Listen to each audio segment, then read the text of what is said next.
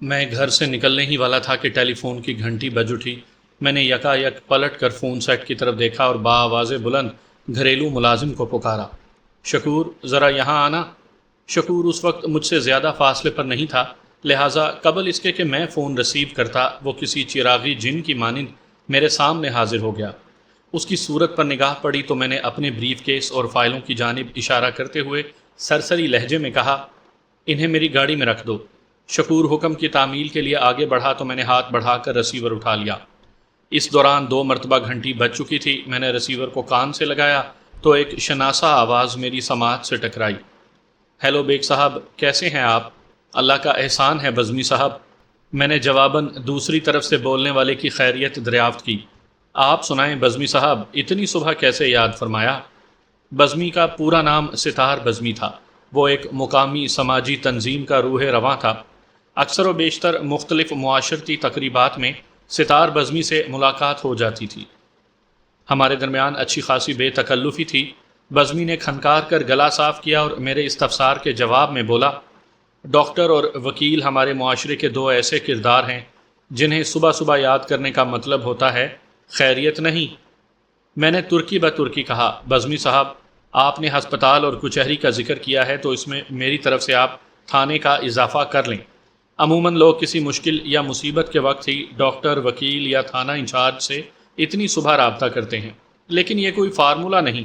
بہرحال میں نے لمحہ بھر کو توقف کیا، پھر اضافہ کرتے ہوئے پوچھا، آپ فرمائیں، اس وقت آپ کو میری کیا ضرورت پیش آ گئی؟ وہ فوراً مطلب کی بات پر آ گیا، آج کل پریکٹس کیسی چل رہی ہے بیگ صاحب؟ میں فوراً سے پیشتر سمجھ گیا وہ کوئی مفتہ یا رعایتی کیس میرے حوالے کرنا چاہتا ہے۔ میں نے گہری سنجیدگی سے کہا، چل رہی نہ کہیں بزمی صاحب، یہ تو کسی تیز رفتار ٹرین کی طرح دوڑ رہی ہے۔ چلو کوئی بات نہیں، وہ دوستانہ انداز میں بولا، چاہے کتنی بھی تیز رفتاری سے دوڑ رہی ہے، اس کے ڈرائیور تو آپ ہی ہیں نا، میری خاطر کسی اسٹیشن پر تھوڑی دیر کے لیے اسے روک سکتے ہیں۔ میں نے قصے کو مختصر کرنے کی غرض سے کہا، فرمائے بزمی صاحب، میں آپ کی کیا خدمت کر سکتا ہوں؟ وہ کسی خطیب کے سے انداز میں بولا، کسی ایک مصیبت زدہ انسان کی مدد کرنا پوری انسانیت کی مدد کرنے کے مترادف ہے۔ میں ایک بے گناہ غریب انسان کا کیس آپ کے سپرد۔ 1 منٹ بزمی صاحب، میں نے قطع کلامی کرتے ہوئے کہا، آپ کو اچھی طرح یہ بات معلوم ہے کہ میں ایک اصول پسند اور اصول پرست وکیل ہوں۔ فیس کے بغیر میں کوئی کیس ٹیکل کرنے کی حامی نہیں بھرتا۔ وکالت ایک ایسا پیشہ ہے جس میں وکلاء کی اکثریت 2 ٹوک اور حتمی بات کرنے سے احتراز برتتی ہے، جس سے بہت سی ناہمواریاں اور پیچیدگیاں جنم لیتی ہیں۔ مذکورہ بالا وکلاء ایسے رویے سے اپنا فائدہ کرتے ہیں یا نقصان، اس سے بحث نہیں، البتہ یہ ضرور ہے کہ ان کی وجہ سے راست گو اور اصول پسند سنجیدہ وکلاء کا امیج وقتی طور پر متاثر ہوتا ہے۔ بھیڑ چال کے اصول کے پیش نظر یہی سمجھا جانے لگتا ہے کہ تمام وکلاء ایک ہی جیسے ہیں۔ بہرحال یہ تو ایک جملہ معترضہ تھا۔ بزمی نے میری قطع کلامی کے جواب میں کہا، جانتا ہوں بیگ صاحب، اچھی طرح جانتا ہوں، فیس آپ کو ضرور ملے گی، لیکن مجھے امید ہے اس سلسلے میں آپ میری سفارش پر تھوڑی بہت رعایت ضرور کریں گے۔ آپ کی سفارش ہے تو ضرور غور کرنا پڑے گا، میں نے عام سے لہجے میں کہا، پھر پوچھا، آپ کس شخص کا کیس مجھے دینا چاہتے ہیں اور اس کیس کی نوعیت کیا ہے؟ کیس فوجداری کا ہے، بزمی نے ٹھہرے ہوئے لہجے میں بتایا۔ ملزم کا نام مستقیم ہے۔ آپ نے استغاثہ کو صراط مستقیم دکھا کر اس غریب آدمی کو چھڑانا ہے۔ مستقیم اپنی بیوی اور اکلوتی بچی کے ساتھ محمود آباد میں رہتا تھا، لیکن اس وقت عدالتی ریمانڈ پر پولیس کسٹڈی میں ہے۔ اس پر اپنے باس کو قتل کر کے لوٹنے کا الزام ہے۔ اوہ! میں نے تفصیل سننے کے بعد متاسفانہ انداز میں گہری سانس لی، پھر پوچھا، آپ نے تھوڑی دیر پہلے کہا تھا کہ ایک بے گناہ شخص کا کیس میرے سپرد کرنا چاہتے ہیں، کیا آپ مجھے بتانا پسند فرمائیں گے کہ آپ کو مستقیم نامی اس شخص کی بے گناہی کا یقین کیوں کر ہے؟ وہ لمحاتی توقف کے بعد گویا ہوا، ایسا ہے کہ میری تنظیم کا ایک عہدیدار عبدالرؤوف محمود آباد میں رہتا ہے اور اتفاق سے اس کا گھر اسی گلی میں واقع ہے، جہاں ایک گھر کے پورشن میں مستقیم کرایہ دار کی حیثیت سے رہائش پذیر ہے۔ عبدالرؤوف کی زبانی مجھے مستقیم کے نیک چال چلن کا پتہ چلا ہے اور اسی بنا پر میں ملزم کی سفارش کر رہا ہوں۔ ٹھیک ہے، میں دیکھ لیتا ہوں، میں نے سرسری انداز میں کہا۔ میری فیس ملزم کے لواحقین ادا کریں گے یا آپ کا ادارہ؟ دونوں مل جل کر آپ کی رعایتی فیس کا بوجھ اٹھا لیں گے۔ وہ سادگی سے بولا، اس لیے آپ ہاتھ ذرا ہولا ہی رکھیے گا۔ میں نے ستار بزمی کو اپنے حتی الامکان تعاون کا یقین دلایا اور اس کیس کے حوالے سے مزید تفصیلات دریافت کیں، لیکن بزمی اس بارے میں زیادہ نہیں جانتا تھا۔ معذرت خواہانہ انداز میں بولا، بیگ صاحب، مستقیم کی بیوی فوزیہ اس وقت میرے دفتر میں بیٹھی ہے، میں اسے آپ کے پاس بھیج دیتا ہوں۔ مجھے جو معلوم تھا وہ آپ کو بتا چکا، مزید تفصیلات آپ فوزیہ سے پوچھ لیجئے گا، وہ آپ کو صورتحال سے آگاہ کر دے گی۔ وہ لمحے بھر کو سانس لینے کی غرض سے رکا، پھر اضافہ کرتے ہوئے کہا، اگر آپ کہتے ہیں تو میں فوزیہ کے ساتھ آپ کے پاس آ جاتا ہوں۔ اس کی ضرورت نہیں، میں نے جلدی سے کہا، اس وقت میری طرف آنے کا کوئی فائدہ نہیں ہوگا، میں عدالت جانے کے لیے گھر سے نکل ہی رہا تھا کہ آپ کا فون آ گیا۔ آپ ایسا کریں کہ شام میں کسی وقت ملزم کی بیوی کو میرے دفتر میں بھیج دیں۔ یہ ٹھیک ہے، وہ تائیدی انداز میں بولا، مگر شام کے وقت میں فارغ نہیں ہوں گا۔ اگر میں عبدالرؤف کو فوزیہ کے ہمراہ بھیج دوں تو بھی ٹھیک ہے، میں نے کہا۔ آپ ملزم کی بیوی سے ملاقات کر لیں، بزمی نے کہا، آپ کی فیس میں کسی وقت بھی پہنچا دوں گا۔ میرا خیال ہے آپ مجھ پر اتنا اعتبار تو کر ہی لیں گے۔ آپ میرے لیے قابل بھروسہ آدمی ہیں بزمی صاحب، میں نے کہا۔ پھر پوچھا، ملزم مستقیم کس تھانے میں بند ہے؟ اس نے متعلقہ تھانے کا نام بتایا۔ میں نے اس کا شکریہ ادا کیا اور اختتامی کلمات کے بعد گفتگو کا سلسلہ موقوف کر دیا۔ اگلے ہی لمحے میں اپنی گاڑی میں بیٹھ کر گھر سے روانہ ہو گیا۔ میرا دفتر سٹی کورٹ کے نزدیک ہی ایک کثیر المنزلہ عمارت میں واقع ہے۔ عدالت میں قدم رکھنے سے پہلے میں اپنے دفتر ضرور جاتا ہوں، جہاں میرا اسسٹنٹ پہلے سے میرا منتظر ہوتا ہے۔ میں گھر میں صرف وہی فائلیں لے کر آتا ہوں رات میں جن کا مطالعہ کرنا مقصود ہو۔ باقی تمام ضروری دستاویزات اور کیس فائلز دفتر ہی میں رکھی رہتی ہیں۔ میرا اسسٹنٹ میرے اسکیجول سے بخوبی آگاہ ہوتا ہے۔ وہ ان تمام فائلوں کو تیار رکھتا ہے جو مجھے اپنے ساتھ عدالت لے کر جانا ہوتی ہیں۔ بعض اوقات میں تھوڑی دیر تک دفتر میں رک کر ضروری کاغذات اور فائلوں کا جائزہ بھی لے لیتا ہوں۔ اس روز میں گھر سے دفتر پہنچا، لگ بھگ آدھا گھنٹہ دفتر میں گزارا اور پھر گاڑی میں بیٹھ کر عدالت کی جانب روانہ ہو گیا۔ سامعین کرام، آپ سن رہے ہیں مرزا امجد بیگ ایڈوکیٹ کے لڑے گئے مقدمات میں سے ایک دلچسپ مقدمے کی رداد، جس کا نام ہے آتش بدن۔ یہ اس سلسلے کی پہلی قسط ہے۔ مجھے امید ہے آپ کو میری یہ کاوش پسند آئے گی۔ آپ نے اگر ابھی تک میرا چینل کہانی گھر سبسکرائب نہیں کیا تو ابھی میرے چینل کو سبسکرائب کر کے بیل نوٹیفیکیشن آن کر لیجئے تاکہ آنے والی ہر نئی کہانی کی اطلاع بر وقت آپ تک پہنچ سکے۔ مئی کا مہینہ آدھے سے زیادہ گزر چکا تھا۔ گرمی ان دنوں جولانی پر تھی۔ دن طویل ہونے کے باعث یوں محسوس ہوتا تھا جیسے رات دیر سے شروع ہوتی ہو۔ 7 بجے تک تو اچھا خاصا اجالا رہتا تھا۔ وہ دونوں اس شام کم و بیش 7 بجے ہی میرے دفتر میں پہنچے تھے۔ میں نے دونوں کا لفظ اس لیے استعمال کیا ہے کہ میری سیکرٹری نے عبدالرؤف اور فوزیہ کی آمد کے بارے میں مجھے اطلاع دی۔ آج صبح چونکہ فون پر ستار بزمی سے فوزیہ کے حوالے سے بات ہو چکی تھی، لہٰذا میں نے انہیں ان کی باری پر اپنے چیمبر میں بلا لیا۔ جب وہ میرے چیمبر میں داخل ہوئے تو اس وقت مجھے پتا چلا وہ 2 نہیں بلکہ 3 ہیں۔ ان کے ساتھ ایک 5 ساڑھے 5 سال کی بچی بھی تھی۔ اس معصوم سی بچی کو دیکھتے ہی میں نے اندازہ لگا لیا وہ فوزیہ کی اکلوتی بیٹی تھی۔ بچی میں ماں کی گہری شباہت جھلکتی تھی۔ بچی کی معصومیت میں اس وقت خوف و ہراس اور حیرانی نے خاصی جگہ بنا رکھی تھی۔ ستار بزمی کی تنظیم کا عہدیدار عبدالرؤف نامی ایک دبلا پتلا اور دراز قامت شخص تھا۔ اس کی عمر کا اندازہ میں نے 50 کے قریب قائم کیا۔ اس کے سر کے بیشتر بال سفید ہو چکے تھے، جنہیں اس نے عمدہ قسم کے کسی خضاب میں رنگ رکھا تھا۔ عبدالرؤف کی آنکھوں سے ذہانت مترشح تھی۔ وہ خاصا چاق و چوبند اور متحرک شخص دکھائی دیتا تھا۔ ملزم مستقیم کی بیوی فوزیہ سانولی سلونی اور دھان پان سی عورت تھی۔ عمر 30 کے قریب رہی ہوگی۔ وہ واجبی سی صورت کی مالک ایک درمیانہ قامت گھریلو عورت تھی۔ شوہر کی گرفتاری نے فوزیہ کو حد درجہ دل گرفتہ اور ملول کر رکھا تھا۔ اس کی حالت دیکھ کر اندازہ ہوتا تھا وہ اس وقت اپنی زندگی کے مشکل ترین لمحات سے گزر رہی تھی۔ میں نے پیشہ ورانہ مسکراہٹ سے ان کا استقبال کیا۔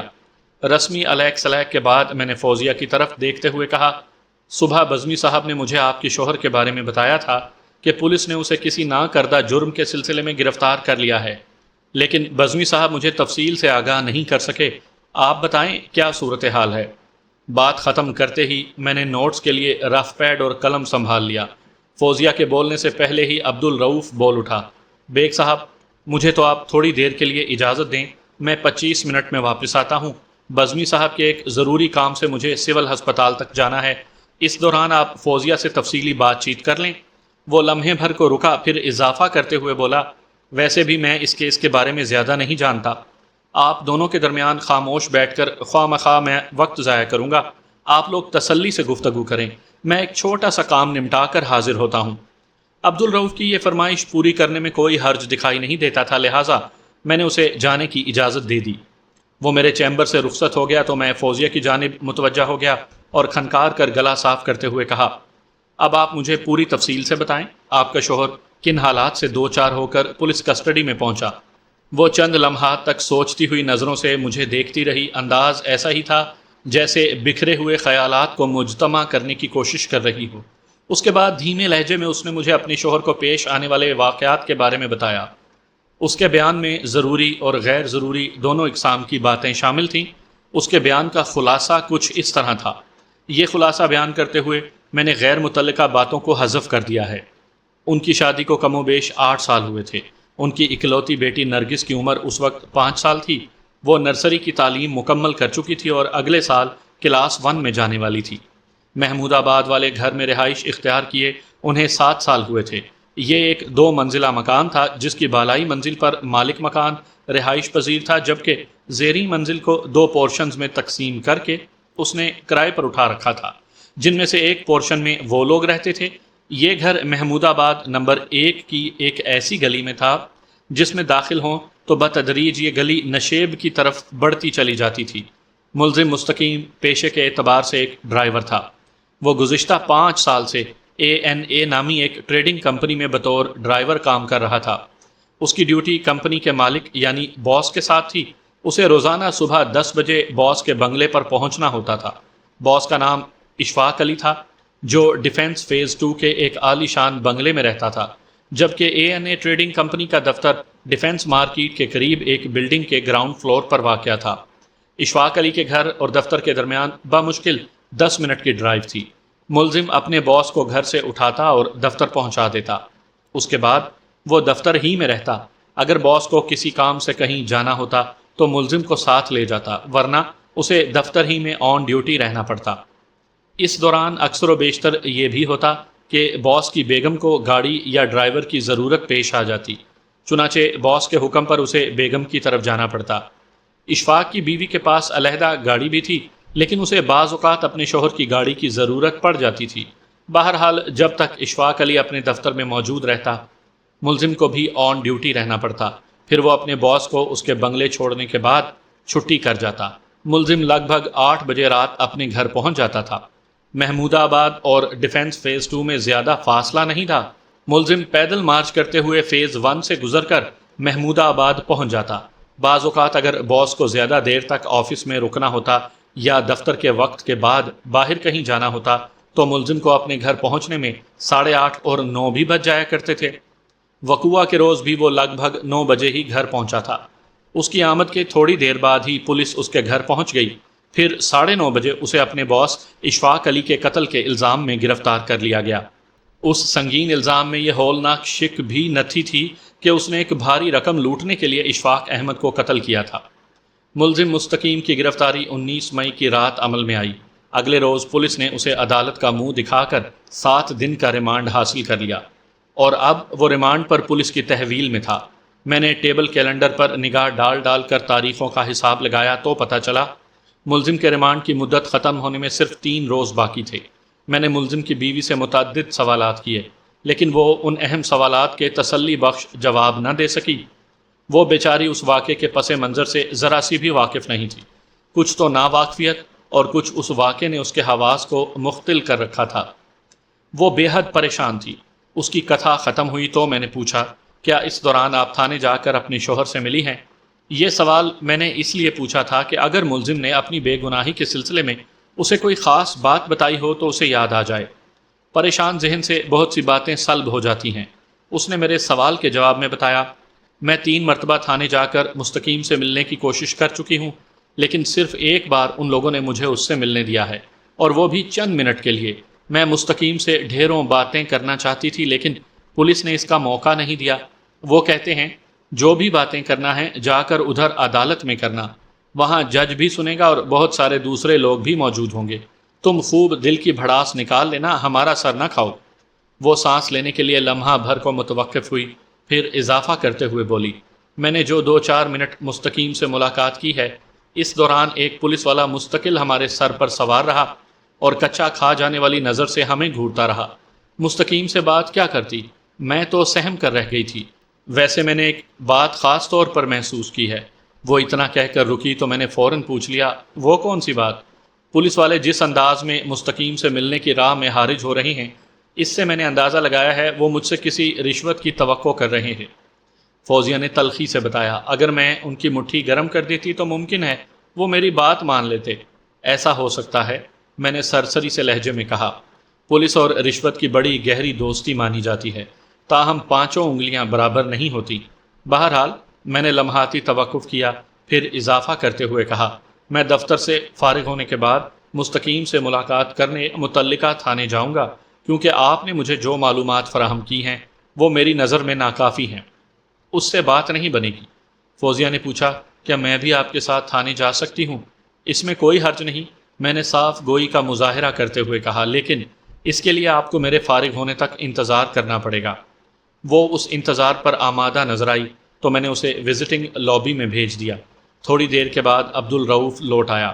جب اسے پتہ چلا کہ فوزیہ میرے ساتھ تھانے جائے گی تو اس نے ایک لفافہ میری طرف بڑھاتے ہوئے کہا، میرا خیال ہے آپ مجھے تو اجازت ہی دیں، میں محسوس کر رہا ہوں معاملہ ڈائریکٹ ہو گیا ہے۔ معاملہ ڈائریکٹ ہوا ہے یا نہیں، مگر اس کیس میں سے آپ کی جان آسانی سے نہیں چھوٹے گی، میں نے معنی خیز لہجے میں کہا۔ پھر وہ سفید لفافہ اس کے ہاتھوں سے لے لیا۔ وہ سوالیہ نظروں سے مجھے دیکھتے ہوئے بولا، کیا مطلب ہے آپ کا؟ مطلب یہ ہے کہ، میں نے بدستور سنجیدہ رہتے ہوئے کہا، یہ کیس آپ نے ہی ستار بزمی تک پہنچایا ہے۔ ملزم کی نیک چال چلنی کا حوالہ دے کر اب جہاں کہیں ملزم کا کردار کا ذکر ہوگا، آپ کو گواہی دینے کے لیے جانا ہوگا۔ آخر کو آپ اس کے محلے دار ہیں اور اسے اس معاشرے کا ایک شریف فرد سمجھتے ہیں۔ میں ضرورت پڑنے پر آپ کا نام صفائی کے گواہوں میں بھی شامل کر سکتا ہوں۔ کیوں نہیں، کیوں نہیں؟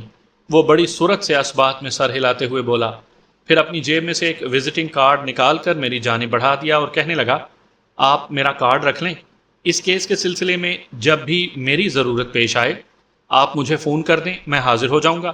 میں نے اس کے وزٹنگ کارڈ پر ایک بھرپور نگاہ ڈالی۔ اس کارڈ کے مطابق وہ ایک بزنس مین تھا، لیکن میں یہ اندازہ نہ لگا سکا کہ وہ کس قسم کا بزنس کرتا تھا۔ میں نے اس سلسلے میں اس سے استفسار کیا تو وہ وضاحت کرتے ہوئے بولا، بیگ صاحب ادھر منظور کالونی میں ایک گھر کرائے پر لے کر میں نے ایک چھوٹا سا کارخانہ کھول رکھا ہے، جہاں گتے کے ہر سائز کے ڈبے تیار کیے جاتے ہیں۔ آپ میرے کارخانے کو کاٹیج انڈسٹری سمجھ لیں۔ میں نے اس بات میں گردن ہلائی اور لفافہ اسے دکھاتے ہوئے پوچھا، یہ کیا ہے؟ یہ وہی سفید لفافہ تھا جو ابھی عبدالرؤف نے مجھے تھمایا تھا۔ میں نے ابھی اسے کھول کر نہیں دیکھا تھا۔ وہ چونکے ہوئے لہجے میں بولا، یہ بزمی صاحب نے آپ کے لیے بھیجا ہے، آپ کی فیس۔ اوہ! میں نے بھویں اچکائیں اور لفافے کے اندر ماہرانہ نگاہ ڈالی، پھر مطمئن ہوتے ہوئے کہا، ٹھیک ہے، بزمی صاحب خاصے سمجھدار انسان ہیں۔ رؤف نے کہا، اب آپ فوزیہ یا اس کے شوہر سے فیس کے بارے میں کوئی بات نہیں کریں گے، آپ بے فکر ہو جائیں اس سلسلے میں۔ میں نے تسلی بخش لہجے میں اسے یقین دلایا۔ فوزیہ اس وقت انتظار گاہ میں بیٹھی تھی، لہٰذا وہ ہمارے درمیان ہونے والی گفتگو سے آگاہ نہیں تھی۔ میں نے فیس کی وصولی کی رسید بنا کر عبدالرؤف کو تھما دی اور کہا، یہ آپ بزمی صاحب کو دے دیجیے گا، یہ ایک چھوٹی سی مگر ضروری کاغذی کارروائی ہے۔ اس نے سرسری انداز میں مذکورہ رسید کا معائنہ کیا اور شکریہ ادا کر کے میرے دفتر سے رخصت ہو گیا۔ اس کے جانے کے بعد میں اپنے کام میں مصروف ہو گیا۔ میں نے اپنی گاڑی کو تھانے کی 4 دیواری کے باہر ایک طرف پارک کیا اور فوزیہ سے اترنے کو کہا۔ ان ماں بیٹی کے باہر آنے سے پیشتر میں گاڑی چھوڑ چکا تھا۔ تمام دروازوں کو اچھی طرح لاک کرنے کے بعد ہم تینوں تھانے میں داخل ہوئے۔ فوزیہ اور نرگس اگرچہ سہمے ہوئے تھے، تاہم میری موجودگی کے باعث انہیں اچھی خاصی ڈھارس تھی۔ وہ پر یقین تھے کہ میں سب ٹھیک کر دوں گا۔ تھانہ انچارج اس وقت تھانے میں موجود نہیں تھا۔ میں سیدھا انچارج کے کمرے ہی میں پہنچا۔ وہاں پر ایک سرخ آنکھوں والے ASI کی صورت نظر آئی جس کی زبانی پتہ چلا کہ انچارج صاحب راؤنڈ پر ہیں۔ شام اور رات کے ابتدائی حصے میں عموماً تھانے دار تھانوں میں نہیں پائے جاتے۔ وہ اس وقت چاہے سرکاری فرائض انجام دے رہے ہوں یا اپنے ذاتی کام سے کہیں مصروف ہوں، بتایا یہی جاتا ہے کہ وہ معمول کے گشت پر ہیں۔ بہرحال میں نے وہاں موجود خونی آنکھوں والے ASI سے کہا، میں تمہارے انچارج صاحب سے ملنے آیا تھا، وہ تو ہے نہیں۔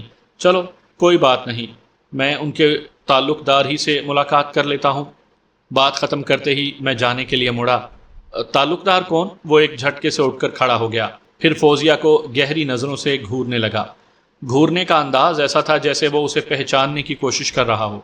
میں نے رک کر ٹھہرے ہوئے لہجے میں کہا، ارے بھائی، میں اس حوالاتی کی بات کر رہا ہوں جو عدالتی ریمانڈ پر تمہارے تھانے میں بند ہے، ملزم مستقیم۔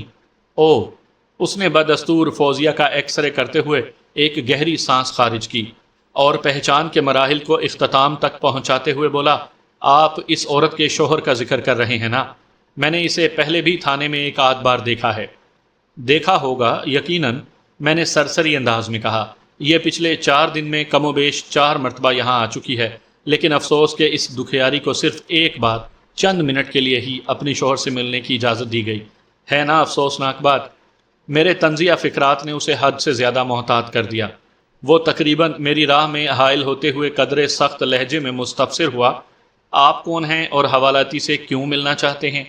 میں حوالاتی کا وکیل ہوں، مرزا امجد بیگ، میں نے ٹھہرے ہوئے لہجے میں جواب دیا۔ کوئی وکیل اپنے موکل سے کیوں ملاقات کرتا ہے، یہ تو آپ کو اچھی طرح معلوم ہوگا ASI صاحب۔ اس کی سرخ آنکھوں کی سرخی میں کئی گنا اضافہ ہو گیا۔ جارحانہ انداز میں بولا، اس وقت انچارج صاحب تھانے میں موجود نہیں ہیں، ان کی اجازت کے بغیر آپ حوالاتی سے، اور جو حوالاتی عدالتی ریمانڈ پر بھی ہو، نہیں مل سکتے۔ بات ختم کرتے ہی وہ میری راہ کا روڑا بن گیا۔ اجازت؟ میں نے استہزائیہ لہجے میں کہا، اگر یہ مسئلہ ہے تو ابھی اجازت لے لیتے ہیں۔ بات مکمل کرتے ہی میں بڑی سرعت سے تھانہ انچارج کے میز کی طرف لپکا۔ اس میز پر ٹیلی فون سیٹ رکھا ہوا تھا۔ میں نے ریسیور کی جانب ہاتھ بڑھایا ہی تھا کہ ASI میرے سر پر پہنچ گیا، پھر برہمی سے بولا، آپ کس کو فون کر کے اجازت لیں گے؟ انچارج صاحب، میں پریس کلب فون کرنے جا رہا ہوں۔ میں نے اس کا جملہ مکمل ہونے سے پہلے ہی کہہ دیا، فی الحال تو وہیں سے NOC لینا ہوگا۔ میرا جواب اس کے سر کے اوپر سے گزر گیا۔ وہ ہونکوں کی طرح میرا منہ کھول کر مستفسر ہوا، پریس کلب کا تھانہ انچارج صاحب سے کیا تعلق؟ بہت ہی گہرا تعلق ہے ASI صاحب، میں نے تفریح لینے والے انداز میں کہا۔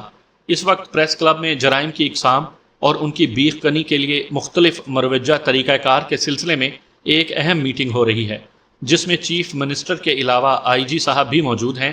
میں ذرا IG صاحب سے بات کرنا چاہتا ہوں۔ خدا کا خوف کریں ایڈوکیٹ صاحب، وہ ساری برہمی اور غسیلے پن کو یکسر فراموش کرتے ہوئے منت آمیز لہجے میں بولا، کیوں ہاتھ دھو کر میری نوکری کے پیچھے پڑے ہیں جناب؟ آپ نے ایک تعلق کے بارے میں پوچھا تھا تو میں نے تو آپ کے سوال کا جواب دینا ہی تھا، میں نے ترش لہجے میں کہا۔ میرا خیال ہے آپ کی سمجھ میں آ گیا ہوگا، IG صاحب کا پولیس سے، پولیس کے تھانے سے اور تھانے کے ایک حوالاتی سے کیا تعلق ہوتا ہے؟ وہ نرمی سے بولا، جناب اتنے لمبے چوڑے چکر میں پڑنے کی کیا ضرورت ہے؟ آپ حوالاتی سے ملاقات کرنے آئے ہیں، کر لیں، لیکن جو بھی بات چیت کرنا ہے 5-10 منٹ میں کر لیں۔ اگر انچارج صاحب کو پتہ چل گیا تو… وہ جملہ ادھورا چھوڑ کر متوقف ہوا، پھر دروازے کی سمت منہ اٹھا کر آواز بلند چلایا، خادم حسین اندر آؤ۔ اس کے تحکمانہ انداز سے میں نے سمجھ لیا کہ خادم حسین کوئی کانسٹیبل ہوگا، اور میرا یہ اندازہ 100% درست ثابت ہوا۔ کانسٹیبل کمرے میں پہنچا تو ASI نے مختصر الفاظ میں اسے بریف کرتے ہوئے کہا، وکیل صاحب کو حوالاتی مستقیم کے پاس لے جاؤ، جیسے ہی ان کی ملاقات ختم ہو مجھے آ کر بتانا۔ میں ASI کی شاطرانہ چال تک پہنچ گیا۔ اس نے اشارتاً کانسٹیبل کو یہ ہدایت دی تھی کہ میں جب تک ملزم سے گفتگو کرتا رہوں وہ سائے کی طرح ہماری نگرانی پر معمور رہے۔ میں اس کی مکاری پر دل ہی دل میں مسکرا اٹھا، پھر کانسٹیبل کی رہنمائی میں حوالات کی طرف بڑھ گیا۔